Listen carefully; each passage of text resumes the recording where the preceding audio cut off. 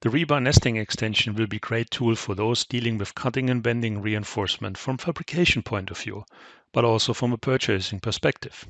It has never been easier to optimize the cutting of rebar automatically and obtaining the quantities of necessary rebar stock in one go from the Tekla Structures model. Following a short presentation of what the extension can do for you. Here are a couple of options to influence the results. And as an example, now using a model view filter to collect the reinforcement of all beams.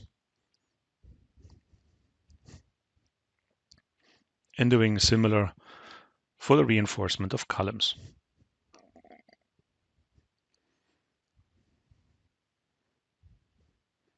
Now let's have the optimized output of beams, getting the reports,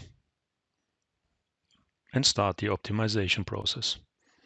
Done in less than a second. You can check even for diameter 25 here what are the particular results, and you can export the entire set of information as a CSV Excel file,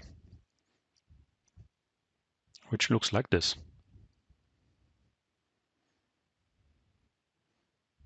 And to complete the example, we do the same with the column reinforcement.